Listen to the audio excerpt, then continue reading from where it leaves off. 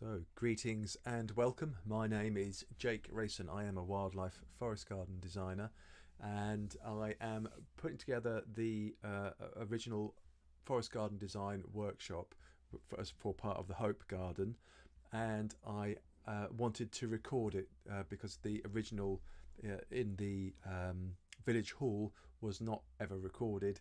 So this is my recording, a quick run through of the workshop, so that there's a record of it and people can see where the all the links and all the files are.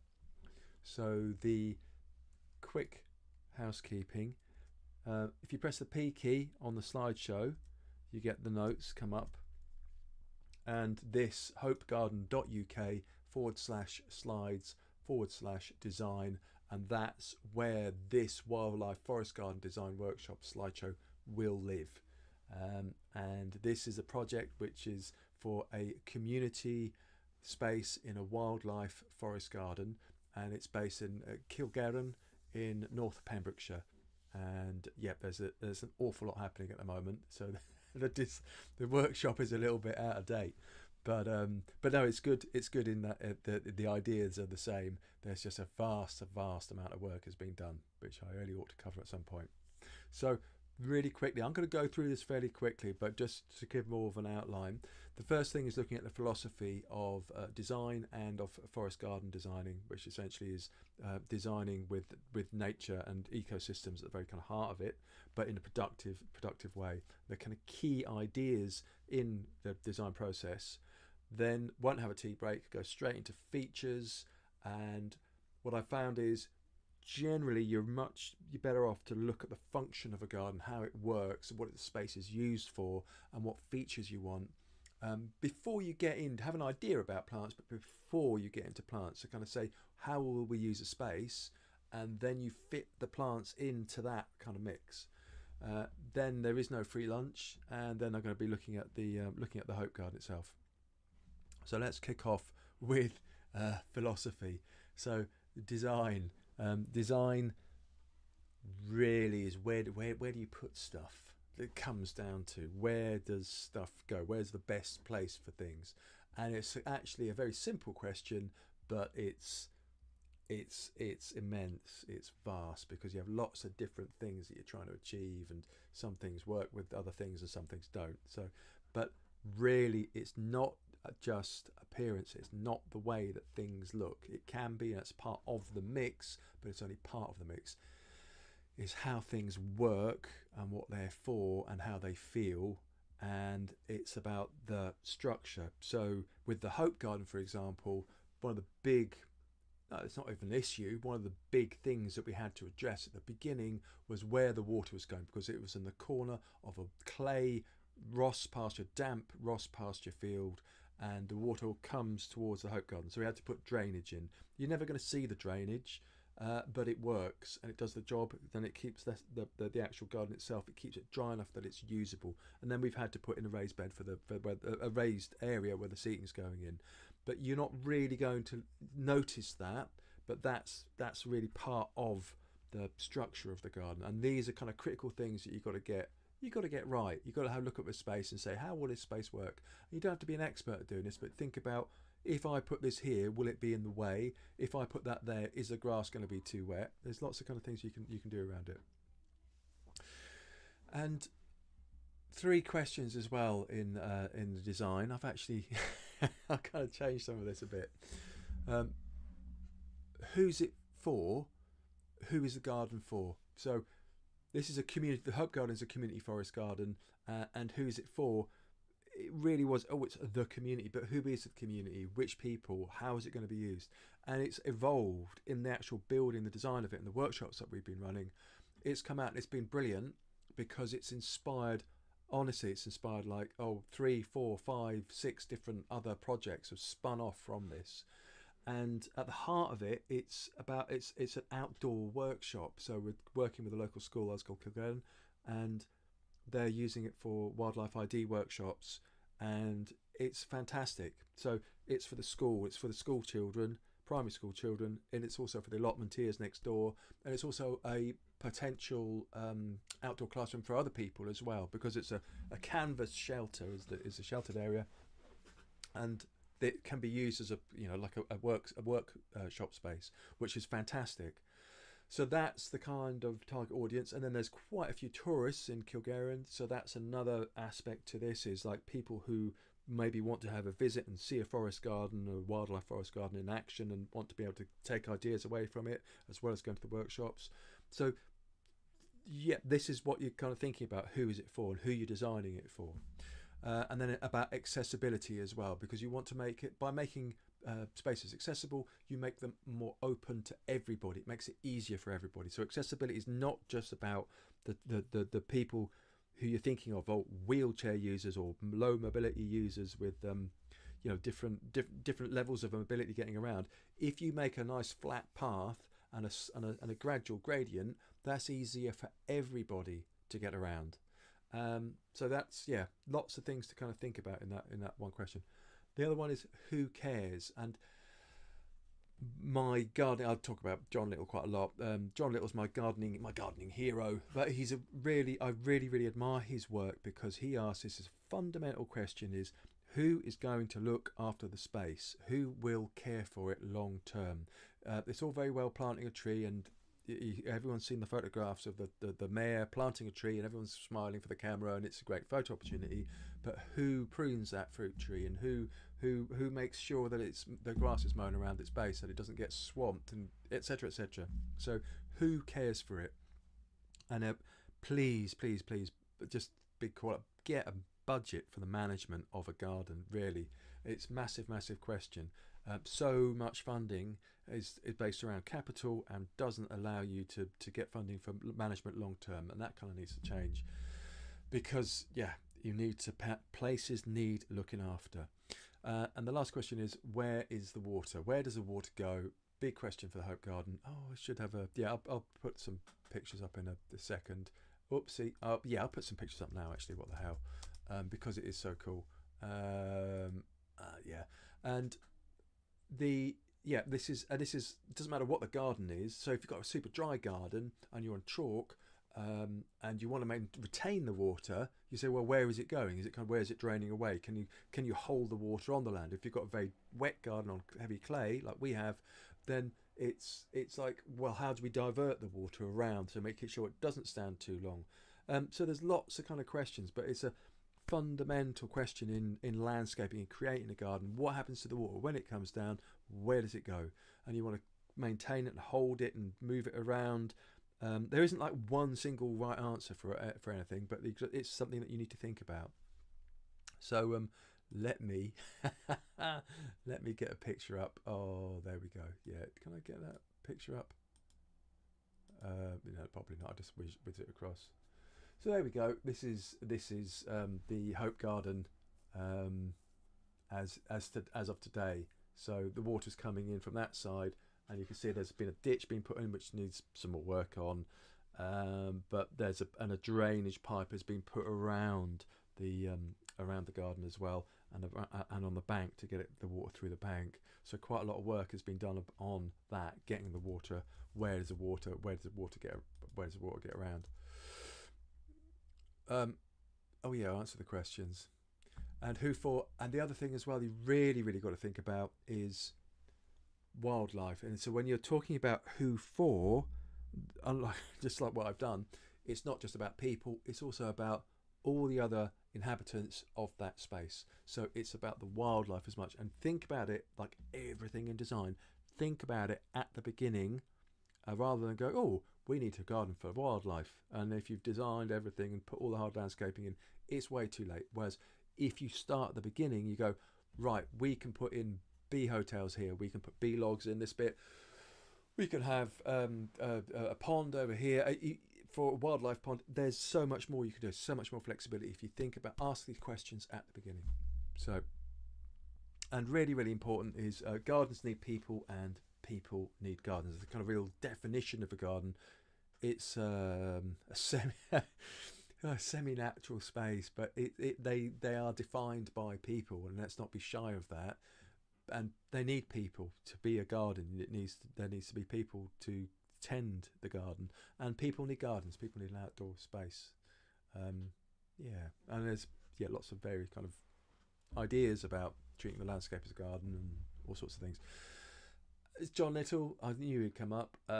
Imagine if we invested in gardeners. He's got a new campaign called Care Not Capital. Really go and have a look. Go and look up John Little. Grass Roof Co on Instagram, on Grass Roof Co website. I can't remember the website address.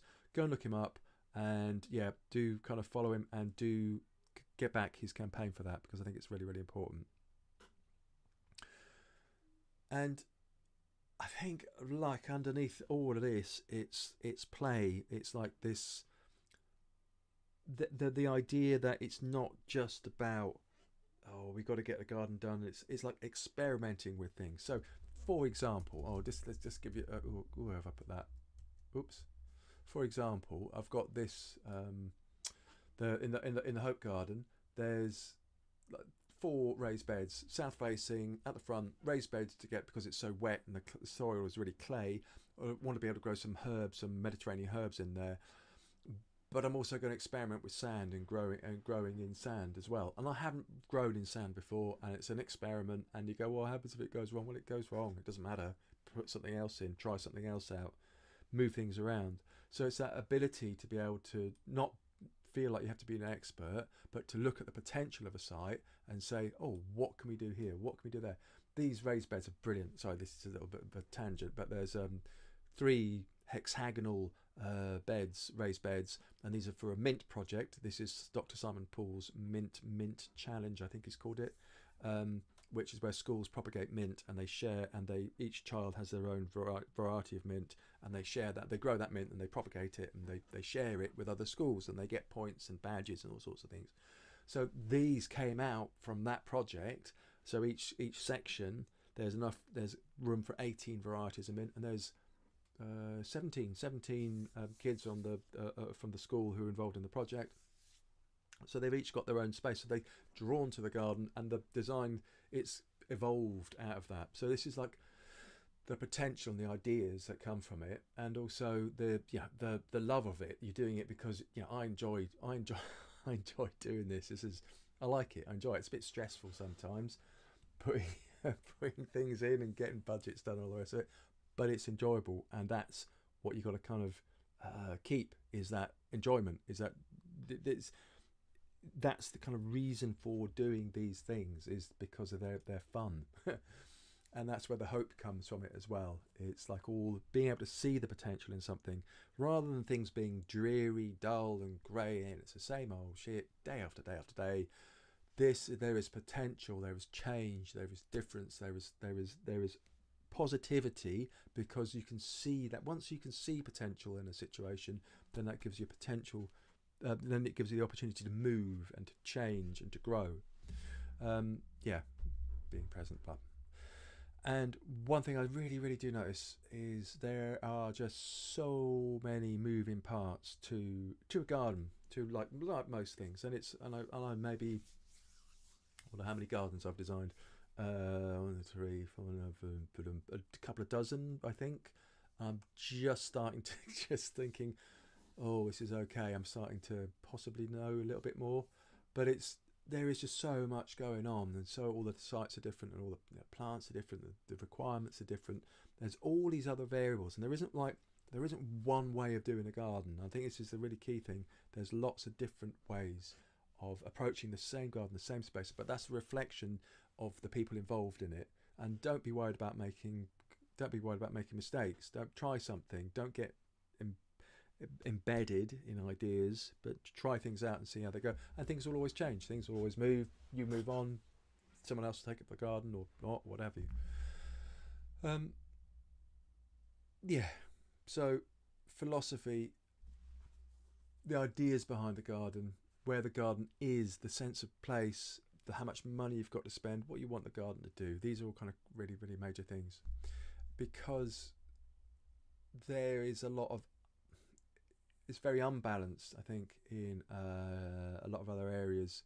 And what we're kind of looking to do is to bring stuff back into balance, which is quite, there's a nature and climate emergency, and an awful lot of it is the out of balancedness. It's not saying there's things which are wrong. Wow, stuff which is wrong and stuff which is right. It's very kind of binary look. It's the balancedness. It's things that tipped over one way too far the other. And this is like the same with the economy. Economy is profit driven. When things become profit driven, they're not about the things that you're doing. So it's not a garden. You're not making gardens because you want to make gardens. You're making gardens because you want to make money. You have to put food on the table. And, you know, it's, yeah, I think it's the wrong way round. But that's a whole other, yeah, commodified everything.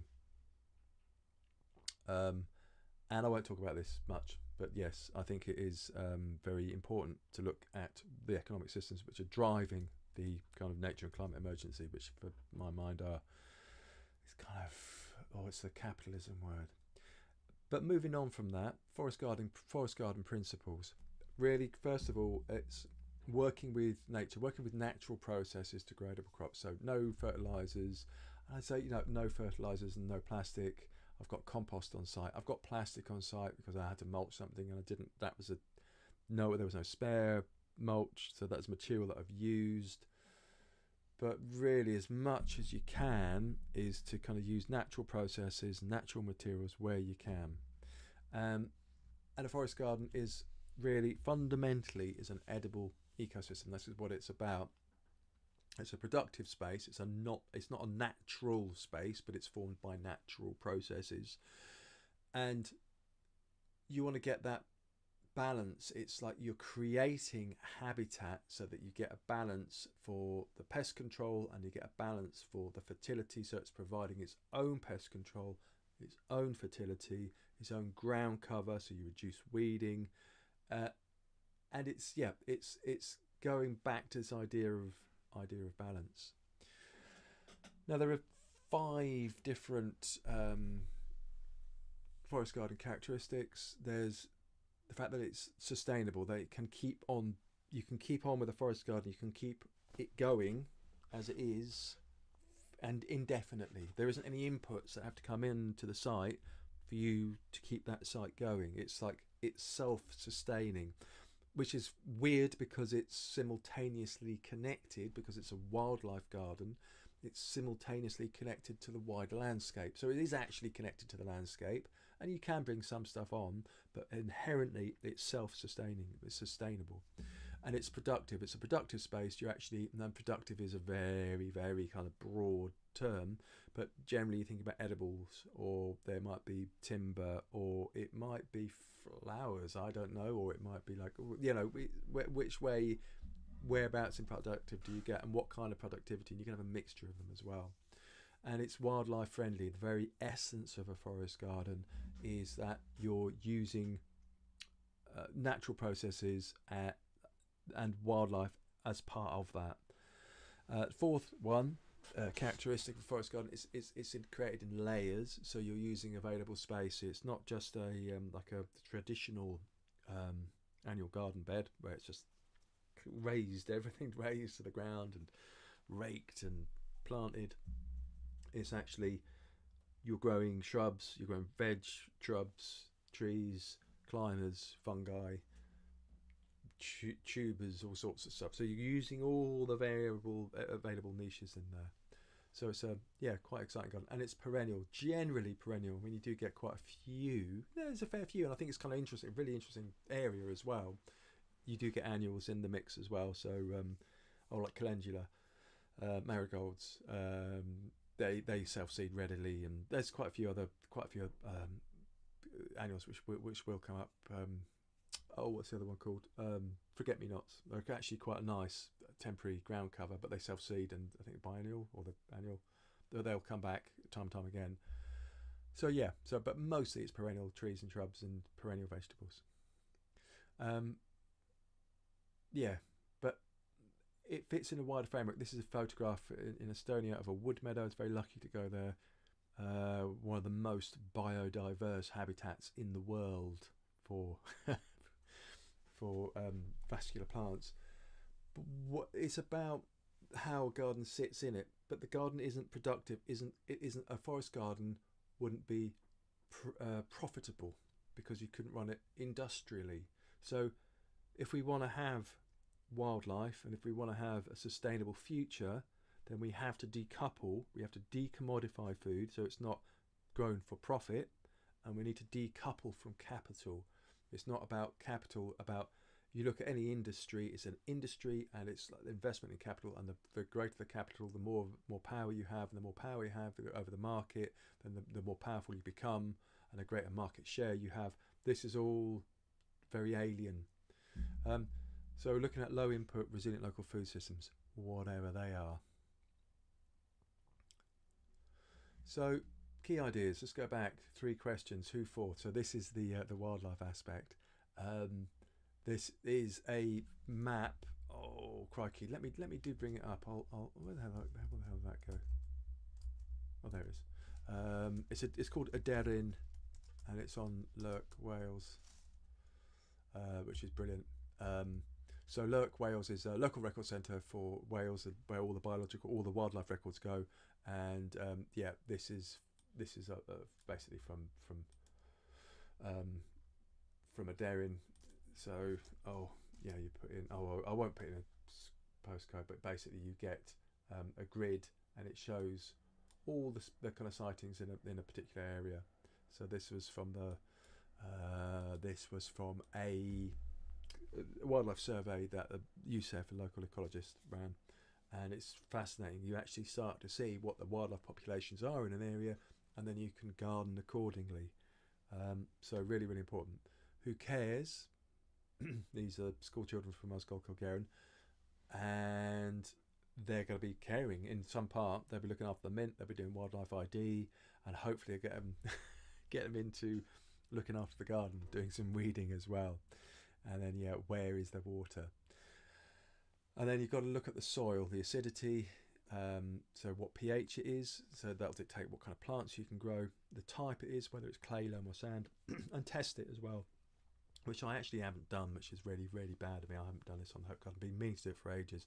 It's clay, it'll be acid. It's thick blue clay, it's acid. It's lots of water. But yeah, I ought to test it across the field really.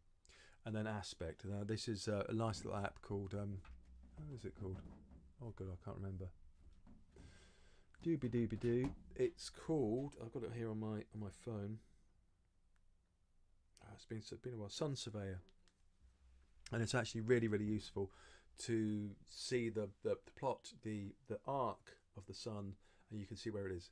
So really, generally, you want to have the tall plants at the back, the short plants at the front, so you don't block out the light coming into the garden.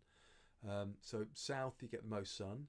The westerly sun is generally better than the easterly sun, because it gives the air's had a chance to warm up, which means that the plants have a chance to will photosynthesize more in warm air than in cool air.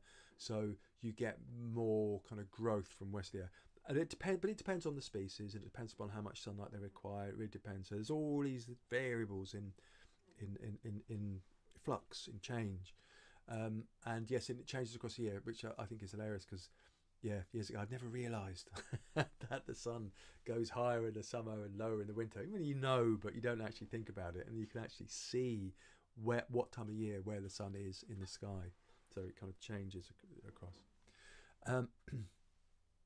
And a really nice way when you do, this is a sketch, on the first sketches I did for Friends Garden Design. It's good to think about volumes, think about shapes when you're designing gardens, like what space they will fill up, and always think about the final size of the plant that you're putting in, and then what shape is it? Is it a big sprawling bush? Is it upright? Like I think it's an Irish yew, that one there, very thin and upright. Is it like, can you take off the lower branches like on that tree there? And what kind of size, maximum size? Can it be pruned? Is it prickly? You know, is it deciduous? Is it evergreen? Will it be there in the winter? Will it block out sunlight in the winter, or will it let sunlight in through the winter and provide shade in the summer? All these kind of questions. But final size is a really, really important one. Don't plant. Yeah, think about how big the plant will be. Consider its shape. And then paths. Absolutely, yes. This is a lovely, lovely garden. I mean, I say it's a lovely garden. There's a pergola there, and put the squiggly paths in. It's just like such a lovely spot. And they plants give you structure to the garden, and they enable access to the garden as well. Absolutely fundamental is the path. You don't have to decide them straight away, but walk them, work with them. Say, what am I doing with this space? Can I, if I need to get a wheelbarrow down here, can I get a wheelbarrow around a corner? What am I looking at? Would I be better off putting the path this side or that side? But it gives interest and it provides access, and you can have paths coming off paths, all sorts of stuff. And they can be kind of curvy, they can be straight, they can be they can be quite what you call it, symmetrical or asymmetrical. You can do what you like, but basic principle is it gives structure to the garden. It allows access to different parts of the garden as well. And then you look at habitat.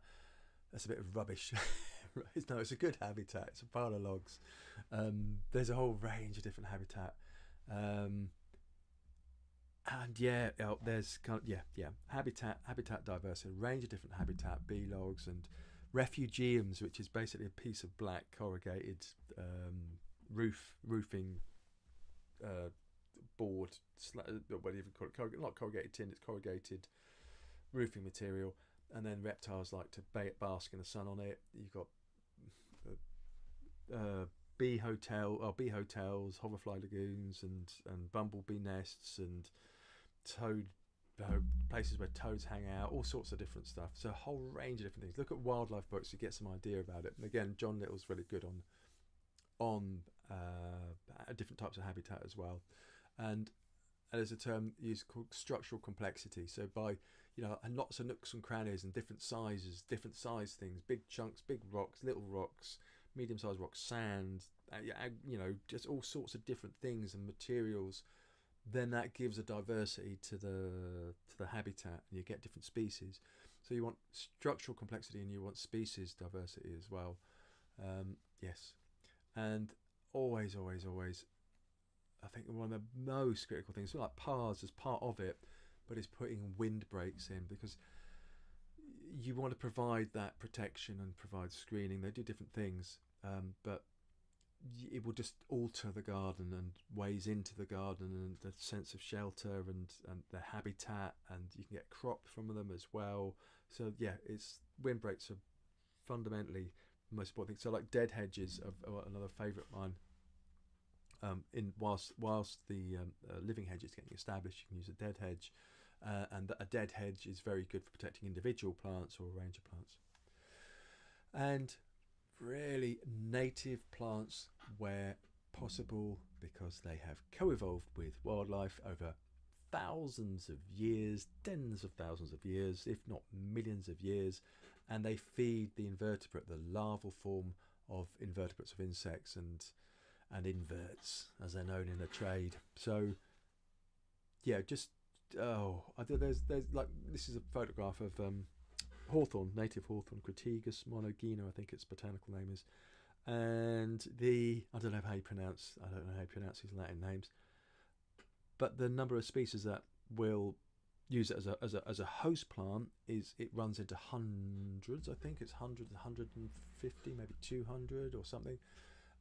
Compare that to an Acer, like a Japanese Acer, Japanese maple, with the very fine red leaves, and that's got 2 known associations. There will be more, but there's a marked difference. A hawthorn is a wildlife tree. So native plants where possible. I'm not saying don't use non-natives. I am saying where you can, use native plants. So like for windbreaks, for bulk plants, for ground cover, use native plants.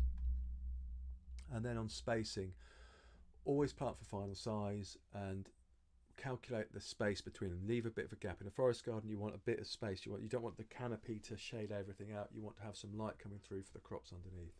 And this applies to shrubs as well. You want to have a bit of space around shrubs. I mean, obviously in a hedge, you want things to kind of grow closer together, but out in the garden itself, you want some space around them. And then ground cover. This is ground ivy, Glaucoma heteracea, which is lovely. You want a permanent living ground cover. You don't never ever want to have bare soil, and then you want permanent living ground cover. So I'm really looking. This is one bit I'm really looking forward to on the Hope Garden. I haven't done it yet just because I didn't know how big the beds were going to be. So I got to buy some ground cover plants, put them in, and I'm looking at a lot of native ground cover plants as well. So this is ground ivy is a native, considered a weed. Excuse me, it's considered a weed in some places, by some people, because it just kind of spreads everywhere. But there's wild strawberry is another one, and bugle, and wood, not wood sorrel. What's it called? Oh my goodness me! It's related to the name's gone up. A sweet woodruff, which is a lovely woodland plant, like and a fantastic ground cover as well. So I'm going to experiment with lots of these different ground covers, native ground covers, in little pockets here and there. But you never have bare soil. Whilst you're getting the ground cover established, I prefer bark to wood chip. Wood chip rots down very quickly. Bark hangs around for longer, lets the ground cover get established. So use a mulch like bark, and then plant your ground cover plants, and then put in a temporary annual green manure. I use white mustard, which works well in West Wales, and then that grows up. The other plant gets established. That dies down next year. You get more of a chance. It's more of a chance to get established, and it's easier to weed. And you will need to weed for the first 3-4 years. You'll need to weed until it becomes a thick mat like there, and then it's minimal weeding off once that's established. So features, and we had a great time with the kids. They came. The workshop was the best, and the classroom was great. It's such a different teaching environment. I mean, just get a bunch of kids out, butterfly nets and inspection pots, chamber pots, and then get them to run around a field looking for insects. It's fantastic. It's the best thing in the world. It changed my life. And then we did a workshop in the class, which was actually much harder work, but asking them about what they wanted. So this is the thing: what do we need? Food, water, relaxation. There's a beehive, a pond, hay for the roof, wood for walls, window, no glass or plastic. So it's just, kids were just coming up with loads and loads of ideas, trees and spiders and bees and climbers, and it's great, love it. So I look at these every now and again and I go, yep, I need to put that in. So we've actually got an awful lot of these things in here. I'm trying to incorporate them as much as I can into the garden itself, and then be able to say to the kids who did all these drawings, say, this is what you asked for, and this is what we've got. And I am also managing, in terms of features, gabions are brilliant. Like gabions, and this is like a freestanding gabion because it's wildlife habitat per se, but you can also I've also used them. You can use them for retaining walls. You can use them to create structures, so gabion raised beds, all sorts of things. John Little calls them units of structural habitat, which is a very nice phrase. Use the strongest wire you can, because otherwise these are quite the thinnest 3mm, I think it is. They bend, and then you face the stones. Make sure you line the stones. Don't just chuck stuff in. If you can, kind of line up things if you can. But they are brilliant, and then you can put like habitat within them. So there's bee logs and all sorts of stuff going on in there. Oh, that's a sweet woodruff down here. You can see it. What a gorgeous plant that is.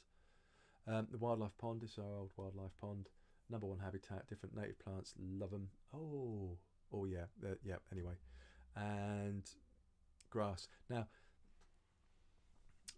lots has changed. No, a lot hasn't. I'm involved in a grass and nature ID project, which is quite funny because I spent my entire life getting rid of grass. But grass has its place, obviously, and I think there's a world of native grasses is kind of exciting. I've got it here. Bryony, who I work with, is an ecologist. I don't know if I've got she's brilliant, and I asked her and said, well, what I need to get into native plants. I still haven't read it. A Field Guide to Grasses, Rushes, Sedges and Rushes by Dominic Price, and I am going to read that. So it's really nice to be able to find out about different native grasses, and they've got different growing requirements, and it depends what you want to use the grass for. If you've got it as a play area, you just to play around with different heights, and that's the thing. It's a variety. It's not like grass is bad. it's like having that variety of habitat in there, that structural complexity, leaving large swaths of grass and mowing one bit which can be a path, and then something else is a third height, for example. But yeah, so you can still work with grass in a wildlife garden more than easily. And one of my favourite things, again, I've got to do this next couple of weeks, is boundary plants. So this is our polytunnel, and you can see there's a grass path. Grass is brilliant as a path because it's cheap, and for like low volume areas. But it does need mowing, and it will spread. This is the thing. So I put in some geranium down here, geranium macrorhizum, I think, broad, big-rooted geraniums, which is non-native.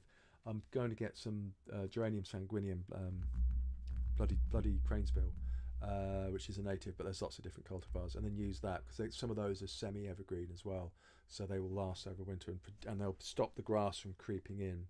So, and you can mow under them if you've got a grass path, and they stop grass from going elsewhere. So they're really great. And on my website, I've got a whole shed load of stuff on my website. Shall I look? NatureWorks resources. Just to say, oopsie. NatureWorks.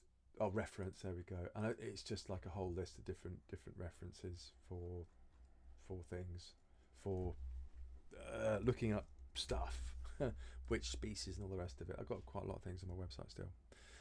Oh yeah, dead hedge. I did mention dead hedge earlier on. Great way of using brash. So if you're cutting off branches, any prunings, it's a really good place to put that. And it's a fantastic place if you're ever digging out docks and bramble roots. It's a fantastic place to be able to put those bramble roots on the top of the dead hedge, and they'll dry out and they won't root. They don't never ever put bramble roots or dock roots into a compost bin, a compost bay, because they will grow. Whereas if you put them on a dead hedge, they dry out, they desiccate, and then they will eventually die. And then in that time, you can just chuck more stuff on top of them, and it's great. So, and their habitat, a really really good habitat, and they're a bin. They're such a useful garden bin. And then what I was saying was about grow mediums again. Oh, this is turning into John Little tribute slideshow. This is a photograph from his garden over in Essex. And what I love is that he uses different types of rubble, basically low nutrient wildflowers. The lower the generally in ecological terms, the lower the nutrient values of a growing medium, then the greater the diversity of species. Because if you have something which is very rich, then you'll get one species will dominate, and what a lot of farmers will do, will grow grass and like just two species of grass over acres and acres, thousands of acres. Whereas if you have low nutrients, then you get more diversity. So there's lots of things that you can experiment with, different piles of stuff. And I actually experimented with crushed concrete, which is alkaline because of the concrete, and grew creeping thyme in it, which was lovely. It worked. It worked. I was quite surprised, but it worked really really well. And it dissuades other grass from getting hold, because grass just won't grow there. And another really important part of this is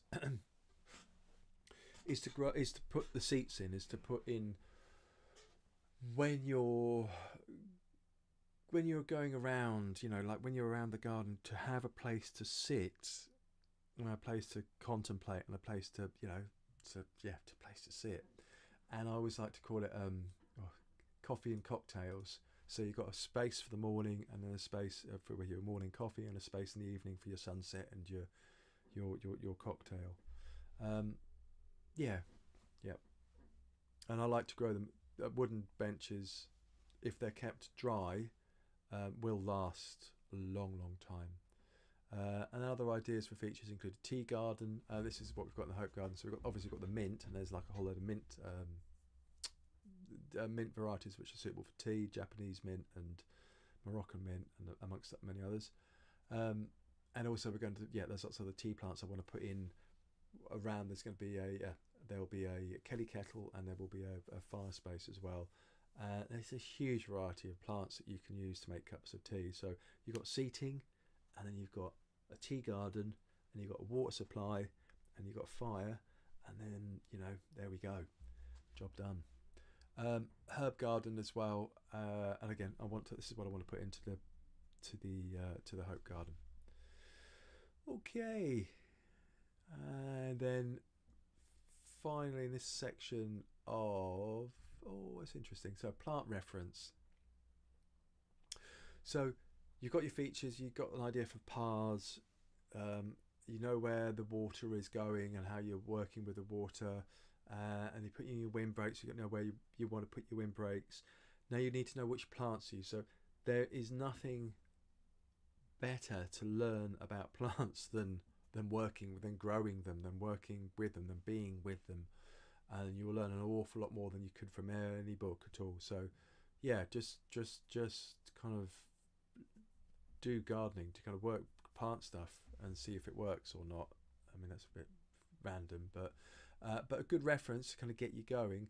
I use this an awful lot. Plants for a Future, pfaf.org, and they're great online database, edible useful plants, and it gives the key details about the final size and height as well. So really useful.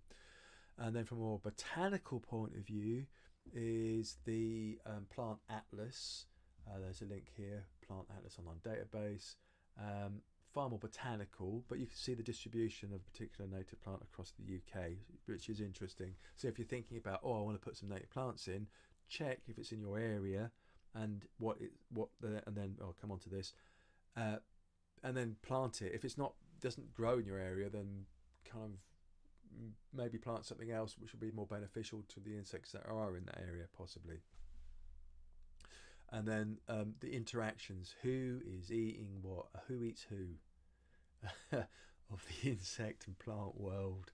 Warneming.nl has the observations on, you can see like hawthorn I picked as an example, and then you pair that with database of insects and their food plants, which is an old but still very useful resource, which shows you UK based what insects are known, what known associations are between insects and plants, what's eating what. So those combined, I mean, it's a really good reference to kind of get you going. Oh, and I made a forest garden spreadsheet as well. So all the books in Martin Crawford's Creating a Forest Garden, all the plants in that book, I made a spreadsheet with Chris and Ollie. And it's online and it's searchable, or you can download it if you want, and then you can sort. The nice thing is you can sort through windbreaks or ground cover or fruit, or so it's just like a nice way of navigating all those plants. And then RHS native plants, you can use a plant finder with a native filter, and it's actually nice. There's quite a few species which do come in a variety of different cultivars. So I was saying earlier on, Geranium sanguineum, bloody cranesbill. Yes, there's loads and loads of different cultivars. So it's what's called a nativar is a name applied to them. So it's like it's a cultivar of a native species. So it's very good resource. Obviously, kind of focused on the ornamental side of things. And then finally, that's it. It's the end of the workshop slideshow thing. So there we go. This is the cliff top garden, I think, as I called it. And apparently the owners have done a lovely job. I haven't been there for a while. I must pop back and say hello. Beautiful. Yeah, really love that garden. Thank you very much for watching. I will put a lot of these links. I'll copy and paste them into the notes on the video on YouTube. And then I'll keep the YouTube video up there as well.